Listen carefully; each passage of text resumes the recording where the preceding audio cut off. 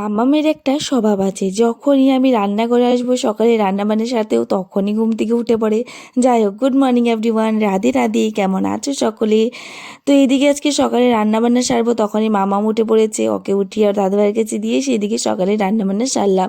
এদিকে আজকে নিরামিষ সবজি করেছি আর পরোটা করেছি, এখানে ঘি দিয়ে পরোটা করেছি, যেটা আমার ভীষণই ভালো লাগে।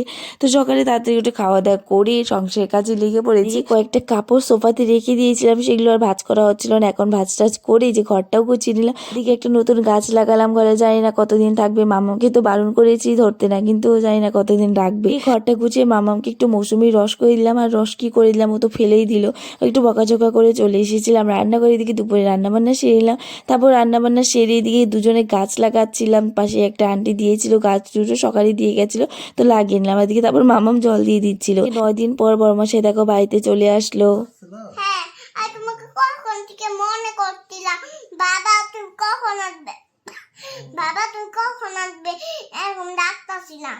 তখন কি করছে, একদম তোমার ডাইকা তুলছি, বাবা আমি একদম তোমার তুলে গেছি। তোর বাবাকে দেখে ভীষণই খুশি, ওর মুখ থেকে তার কথা শেষই হচ্ছিল না, আর এই দেখা দুটো পায়েল এনেছিল ওর বাবা ওর জন্য। তো আজকে ব্লগটা আমি এখানে এন্ড করলাম, আজকের জন্য টাটা।